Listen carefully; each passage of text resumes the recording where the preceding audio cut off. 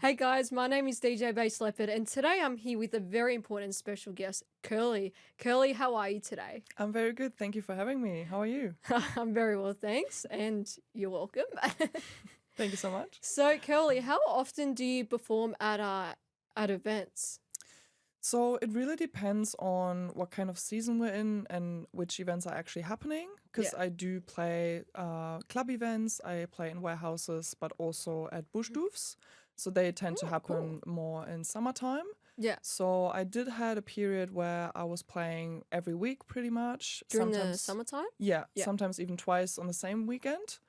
But for the moment, I would say I play between 2 to 4 times a month. Okay. Yeah. Yeah, I feel like playing a set like every week, like it just gets a bit too much, like a little bit too Yeah. stressful. Yeah. Especially during summertime where they always, want DJs on, like, whether it's for a club or like a bar. Yeah. The summer period is definitely where you get like the most gigs.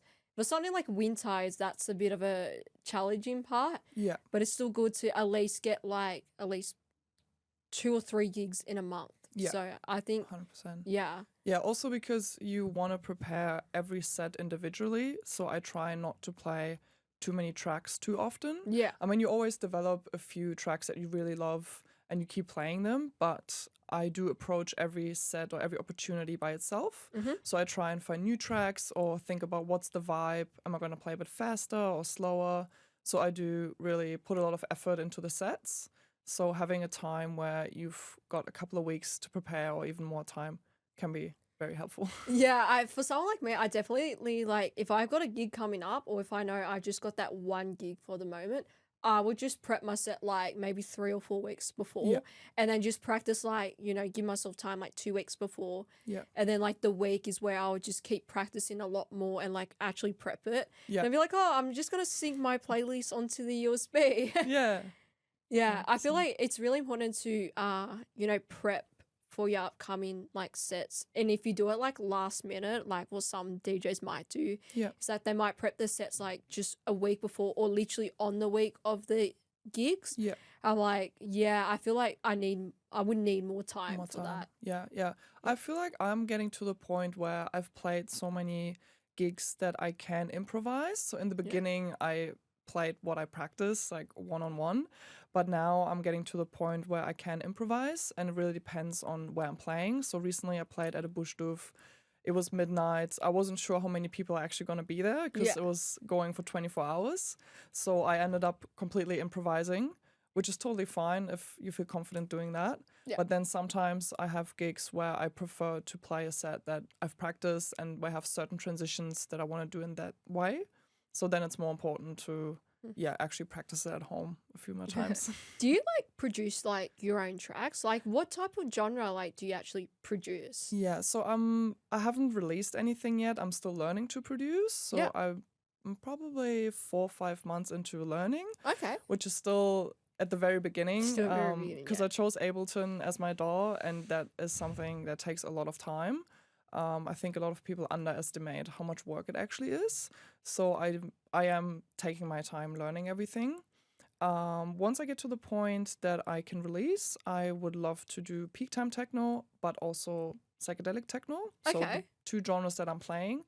I love both of them, and I try and be creative on both sides. I do think I can even mix them in a way, or there's certain tracks I feel like fit in both genres. So maybe that's gonna be my little niche thing to combine the two. Yeah. Yeah. I feel like when you produce tracks, especially like if you're playing like a set, like sometimes people won't release the track but still actually play it live, and then people will Yeah. come up to them and be like, "Oh, like what's the track ID called?" And be like, "Oh, it's private ID," Yeah. and then it's like, okay, at least you got to showcase like your original track in front of the crowd, Yeah. and if they're reacting saying like, "Hey, this is really good," Yeah. that means like it's obviously they would want you to release this track. Yeah. So I think producing it's actually very important for the music industry as well, Yeah. especially if you want it to become a very big artist. Like producing is like the number Yeah. one thing. That's what's going to get you big. Totally. Is there an actual artist that really inspired you to be like, oh, I actually want to make a track like like this that. person? I think one of my first and biggest inspirations is a French DJ and producer called Space92. Oh, cool. I play a lot of his tracks. Like, his sound is very unique as well. Yeah. I think that is a big challenge for producers, to find your own sound. And especially in the beginning, you stress about it a lot because you feel like, you want to stand out. You have to do something no one else did. But in general, this comes over time. So I've heard from a lot of my friends and producers, just try and produce a lot. Yeah. Because through the quantity will come the quality. And that's how you find your own sound. And in the Yeah, end, 100%. your own productions will make you stand out and, hopefully get you international. I've actually heard like one of these advices from this academy called Cosmic Academy. I don't know if you would have heard of them, but I remember this guy had mentioned like try not to sound like your favorite artist, like still be inspired to try and make tracks like them, but don't like try and I don't know how to explain it, but it's like you can't make the exact same music like them, because it's like you still need to find your own sound. As long that you still have like a bit of inspiration, and you will find a really good idea. Be like, oh, okay, I want to make this track, but I don't know if I wanted to make it sound like this artist or if I should just be myself. Yeah, I think you can use your favorite producer's tracks as an inspiration or as a help. Yeah. Now, when I try and learn and produce, I do use a reference track. So I try and copy the arrangement, for example, maybe even copy a few sounds or Like certain sample effects. packs? Yeah, you can use that too. That's very helpful at the beginning because it's so overwhelming that you need a place to start and just something to kind of look back to. But I think every person has so many inspirations because I'm also having the psychedelic side as my inspo. So I think it will be hard to really sound like someone else. I will make something on my own at some point. So I'm really keen to hear like your tracks when they come out. I'll be vibing and put in the music full blast on the speaker that the speaker actually might explode. That's good. Then you have it at the right volume. Sorry, give me 1 second. I'm just gonna. So, as a local DJ, how important do you think it is to like go out and network? Yeah, it's definitely essential to network. You can be a very talented DJ, but if no one knows about you, it's gonna be very tough to get gigs. I would say that usually it happens naturally. So if you know the style that you like to play or the songs, and you get in contact with people or you go to events that you really like, then you will find promoters or other people that would like to have you on their lineup. Yeah.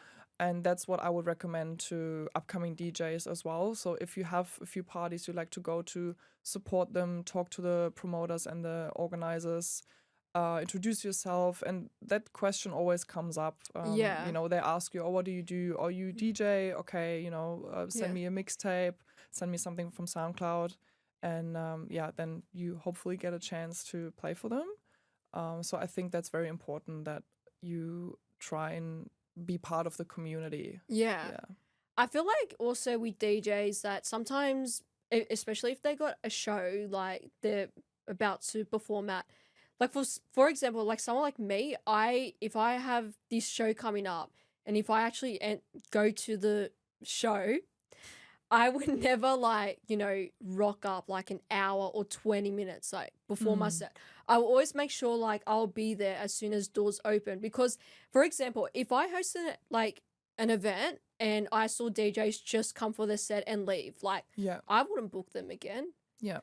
So like how important do you think it is to actually like show up like not an hour before your set, but at least let's say, for example, if the show starts at 9 o'clock and then I'm playing at 12 o'clock set, I will be there as soon doors open. Yeah.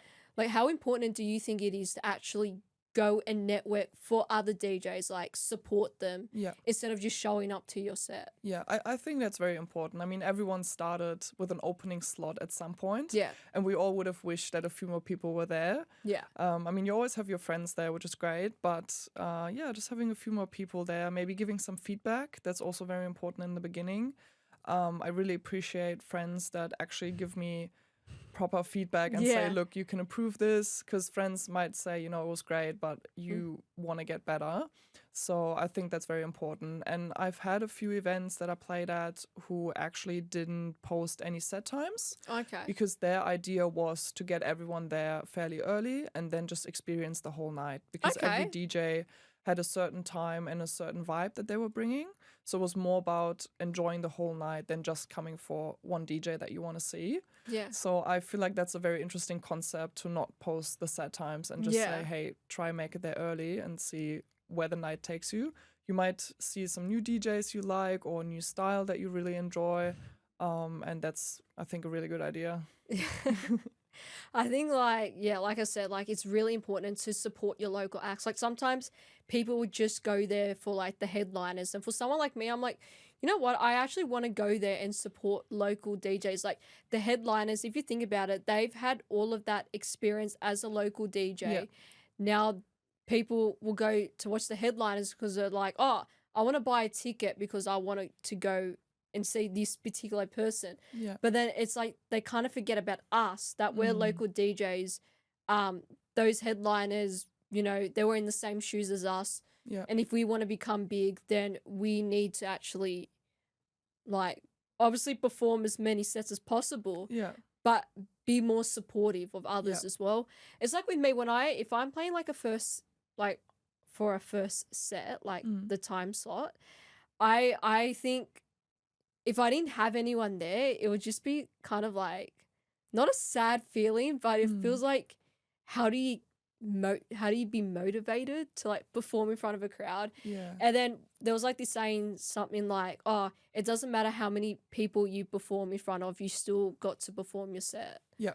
Yeah. Yeah, I think opening sets as well, they are actually quite difficult, because your job is to set the tone of the night. You can't play what the headliner would play. So Yeah. there's a certain BPM range yeah. often that you have to stick to.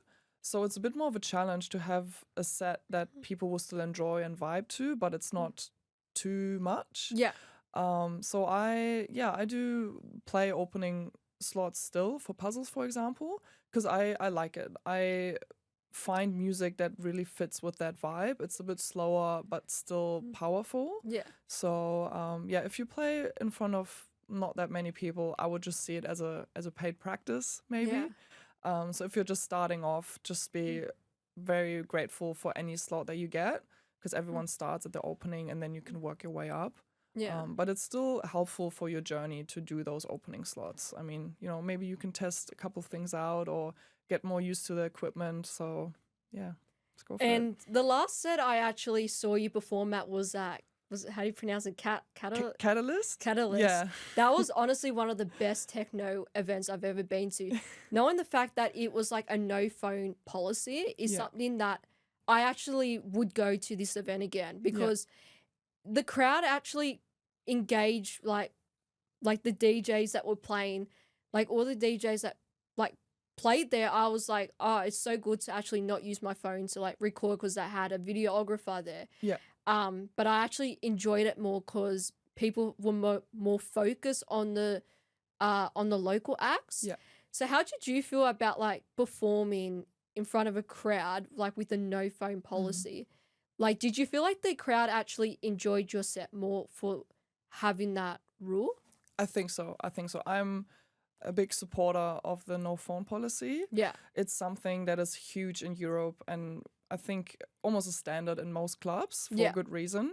So I think it's great that the girls actually had this new concept, or they were trying to bring this here, because it does deflect people from using their phone too much or just filming the whole time. Yeah. I did felt like the crowd was more into the music, more engaged, and there's just a completely different energy if you see the crowd react, and then it kind of gives you more energy as a DJ as well. Yeah. So it's more like a conversation between the audience than just you performing by yourself. Yeah. So I did really enjoy that, and I hope that this will be a trend or something that happens more often. It shouldn't be a trend because it's actually a very good policy for clubs. But I also think that due to social media, it's very hard these days to implement it at big festivals as well. Yeah, 100%. Yeah. I think it's 'Cause sad that a lot of people just film so much, or you can tell they're going to a set and then they film 1 or 2 tracks that they've heard from TikTok, and that's pretty much it. Like Yeah.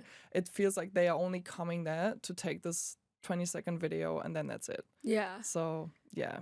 I feel like, especially with the no phone policy, I actually really enjoyed it. Like to Bacteria Girl and Kaya that created that idea, like that was a good idea that they've actually made.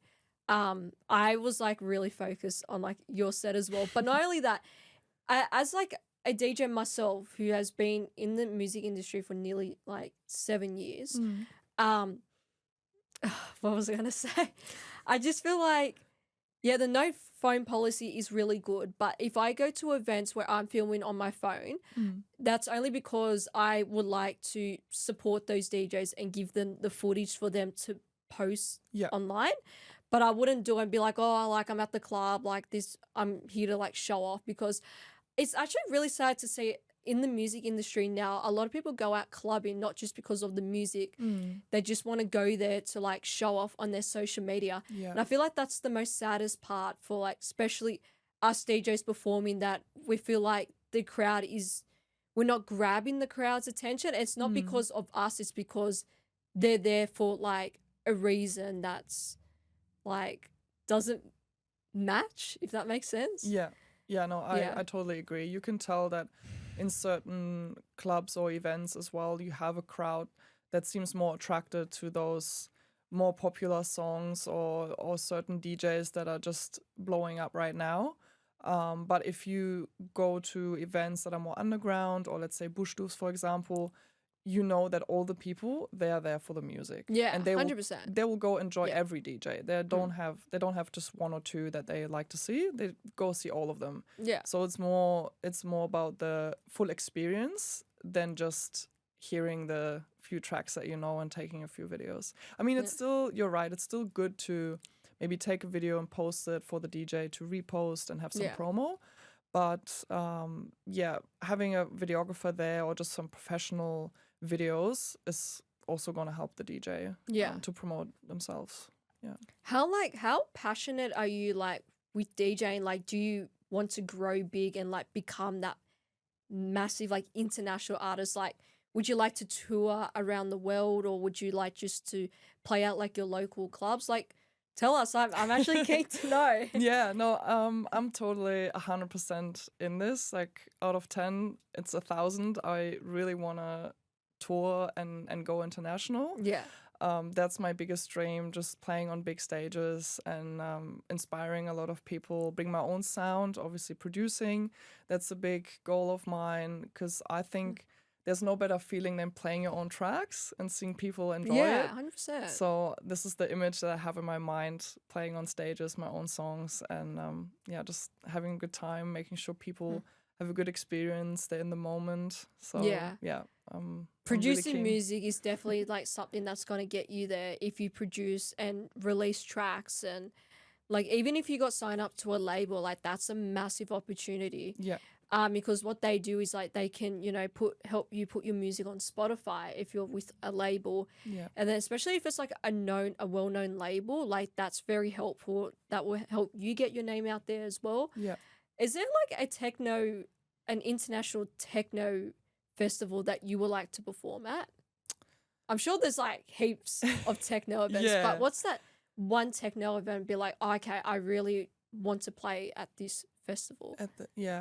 And which country? Yeah, I think probably the biggest one would be ADE, which is the Amsterdam dance event. Yeah. I mean, Tomorrowland is also would be really cool. It's not just techno. I think another one would be EDC Las Vegas, for example. Ooh, so in America, there's a lot of big ones as well.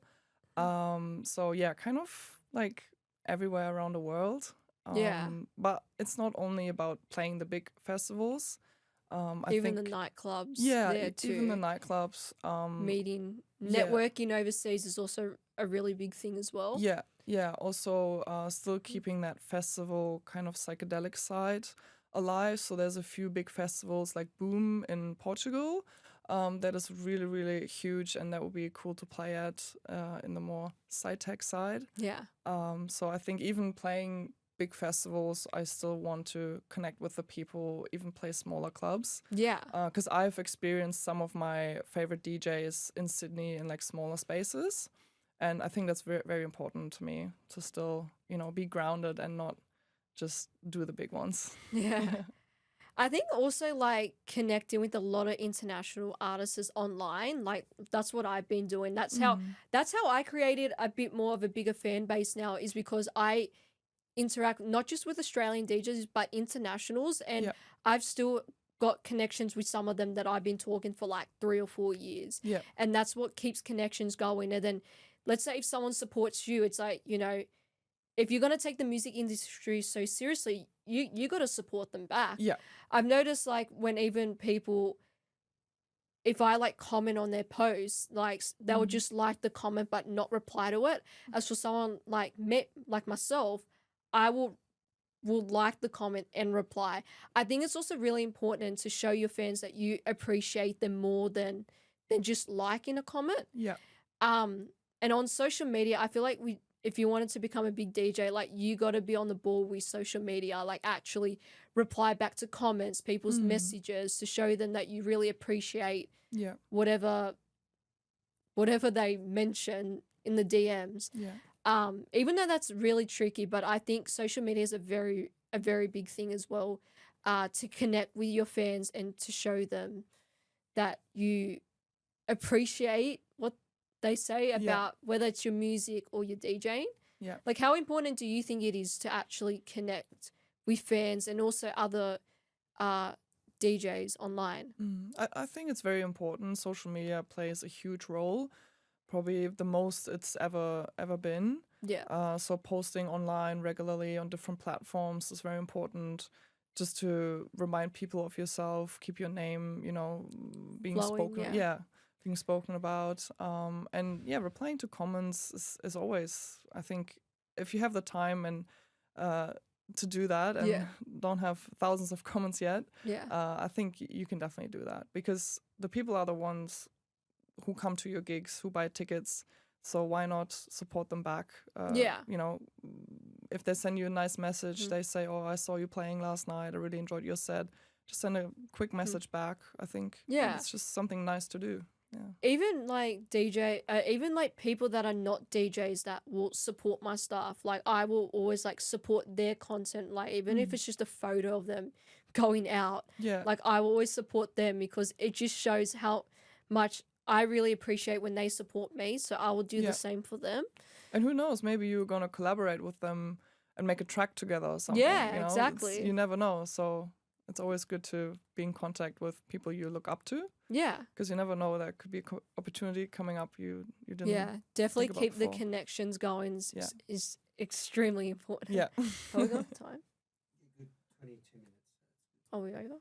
Okay. Sorry, are we still recording? Yeah. Is there anything else like you would like to like add in? Like what's I don't know how to explain this. Is there anything else like you would like to give to upcoming DJs, like advice you would like to tell them about, like let's say for example, like when you're playing a show, like try not to be too nervous, like don't overthink, like don't self-doubt. Yeah. What's like some advice you'd like to give to them? I would say be yourself as much as you can. Find your own sound. Be patient, because everything might take a bit longer than you expected. And another important thing is to find your people, which usually comes naturally. So if you have certain events you like, go support, be part of the community, they will support you back. So I think that's very important, to find the right people that believe in you. They share the same ideas that you share, and you can work on something together.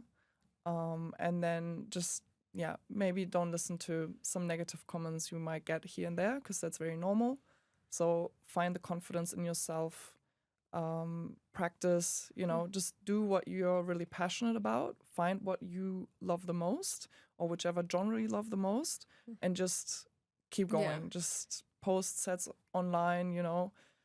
It might take a bit, but you'll get there. Just don't And- give up. And obviously, don't let jealousy like get to you, because Exactly. jealousy is a very big thing in the music industry, Yeah. where people will say negative comments, Yeah. where it's hard to like, you know, move on, but like you have to move on. If you think about all of these massive artists, they had to go through a lot of negativity to be able to grow. They never gave up, and look Yeah. at where they're at now. Yeah. So definitely do not let jealousy get to you Yeah. guys. I feel like jealousy actually means that you're doing something right Yeah. because someone wants something that you have. Yeah, So exactly. You're, That's you're doing what it well. it is. Yeah, 100%. It's a little motivator. Keep going. All right, thank you so much for Thank you. for coming on to the podcast. It was I a appreciate it. pleasure to interview you, and felt very inspired with all your answers. So thank you so much, and we'll see you next time. Thank you so much.